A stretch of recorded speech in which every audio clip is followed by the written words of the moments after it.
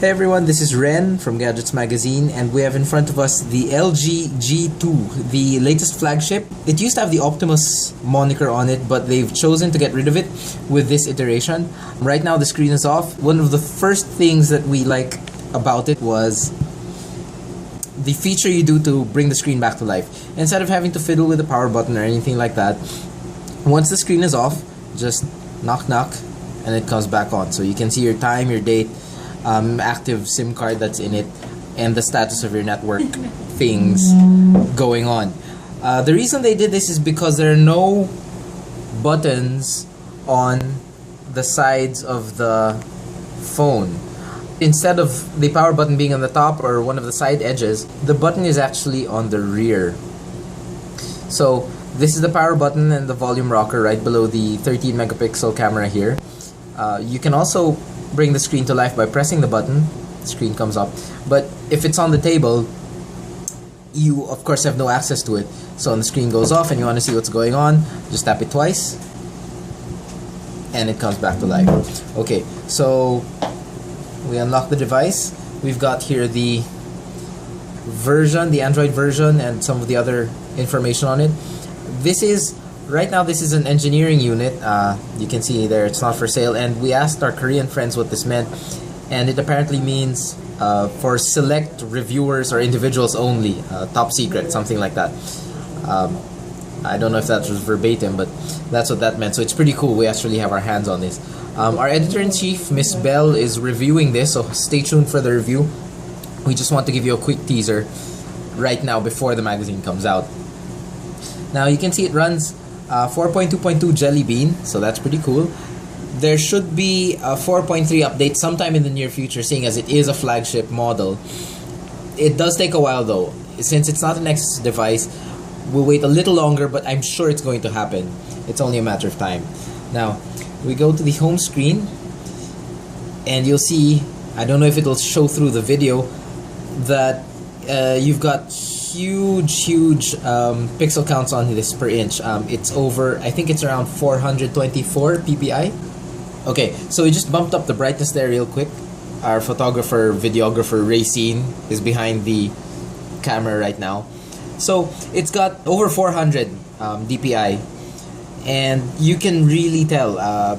Some of the other phones that we've had have had a similar resolution, but there's something about this screen that just makes it seem so much more crisp than other screens we've seen recently.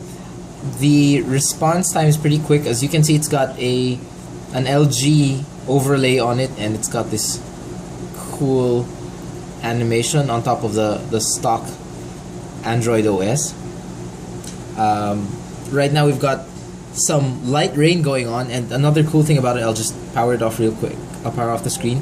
When you switch the screen on, it actually reflects on the screen what the weather conditions are. So it's rainy right now. You can see little drops of water on the lock screen here when you first bring the screen back to life. Got the unlock effect. That's pretty cool. And you can change the order of home screens right there. It has the notifications on top. If you swipe from the top of the screen, all of your controls are there.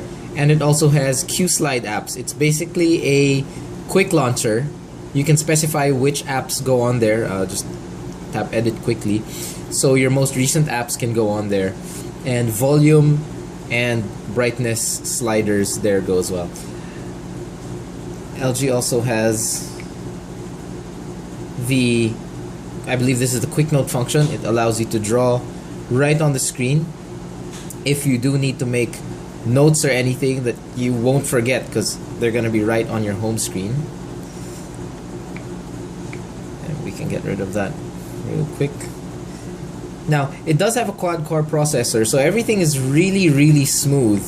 We can open up the app drawer over there, and there isn't any hint of lag at all. We don't have any HD videos at the moment. Maybe it's got some stock. Turn that sideways. So I don't know if it'll reflect in the video you're watching right now, but this is some pretty impressive video. It is HD. Can't see any of the pixels. The lighting is great, and it's smooth. It is fast forwarded, so you can see everything's moving a bit fast. But nope, as far as we can tell, there is no lag going on. So this should make a great video device as well. It comes with Gorilla Glass 3, but right now it does have a screen protector since it is an engineering unit and they want to take as good care of it as possible. It's very slim. The back is non-user removable, as you can see here. It's plastic and it's got this sort of carbon fiber finish to it. What that does is reduce the overall bulk because they trim it down to exactly as thick as they want it. And Miss Bell mentioned that the battery was actually designed around all the extra space they had inside. So it fills up all the extra space, and it's got over 3,000 milliamp hours in the device. She has only charged this once since she got it last week. I believe she charged it over the weekend, and it's still at roughly 50%. She hasn't used it extensively, of course, since it's only been with her for a few days, but it looks like it's got some pretty good battery life to it. A few notes that she mentioned: she comes from an iOS background. She has iOS devices, and this is her first current gen Android review. And she noted that the experience wasn't as difficult as she remembers it back in the days of Gingerbread and the earlier OSs. It has matured, so if you are an iOS user and you want to give Android a try, this is not a bad way to go. It's very easy to switch. She also remarked that the apps that she installed on her iOS devices, since the email address used was a Gmail address, they are now here, and she just has to actually install them. So it's very convenient for an iOS switcher. Okay, we've got the specs going on here. We do have a post on this. We had a teaser last week when we first got our hands on it beside a plate of cronuts during the meeting. You will see that this does come in a 16 and 32 gigabyte configuration, but LG, we've been told, will only be bringing in the 32 gig version here to the Philippines. If you're curious to see what kind of camera it's got, we've got a 13 megapixel camera. That's the main camera. It's a 2.1 megapixel secondary camera up front. Both are capable of shooting HD video, although the main camera will do 1080p video at 60 FPS and the front will only do 30. That should still be more than what most people will need. It does have a quad-core processor, as we said earlier, 2.26 gigahertz. It's a great processor, and an Adreno 330 GPU. That always trips me up, sorry about that. We still can't get over how clear the screen is. It's really gorgeous, and Racine just told me that it's coming out really nice on the camera we're using here. If we can get that to focus quickly. Yes, very sharp. I'll play that video again if you guys would like to see. Bring up that video and get a closer look at that gorgeous screen. We are outdoors at the moment, so it is competing with a lot of ambient sunlight, and I'm looking at the screen on the device we're recording, and it's coming out really great. So this is the kind of quality you can expect from LG. Again, they do make televisions. They do have a lot of R&D going into display technology, so they know exactly what they're doing. Okay. This is an LTE capable device.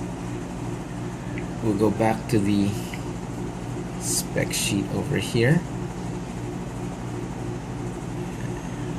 There we go.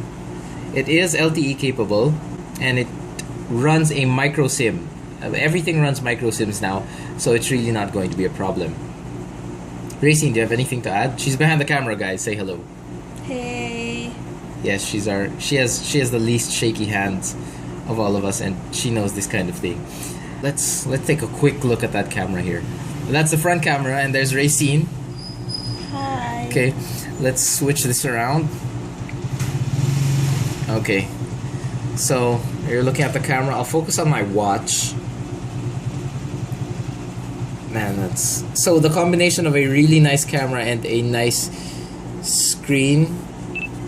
That's pretty startling. You can see I need to moisturize a bit more. But yes, if we can get that to focus. Okay.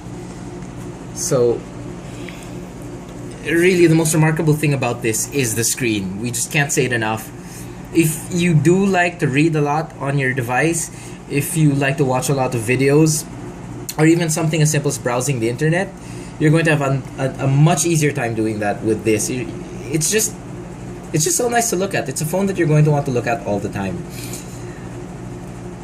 The controls here at the back, the volume rocker and the power button, might seem gimmicky at first, but it's actually very useful.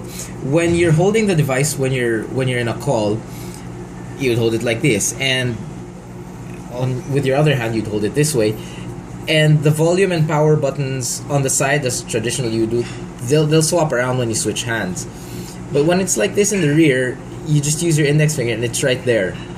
Miss Bell did say that it was very convenient to have it here. One of our concerns was that when it's on your table, maybe it'll get pressed, but that hasn't happened yet, and so the double tapping works just fine. Okay, so that's the quick video run through of the LG G2. We're really liking it so far. Stay tuned for the October issue. This is gonna come out in the Gadgetslab section. Miss Bell will be reviewing it. That's a pretty unlock animation. And we will be attending the launch. It's going to be next week or the week after that. And we'll have more updates on this device after then. So if you want to know more, just keep watching the Gadgets website. We'll post a link on the comment. We'll annotate the link on this video. What was that? Oh, we received a message. We'll put a link to the updates on this video, so if you want to see what we posted on this before and what else we'll post on this in the future, just watch the Gadgets Magazine website and we'll have more info for you soon. Again, this is Ren, that's Racine behind the camera. Thanks for watching and stay tuned, we'll have more for you soon. Thanks.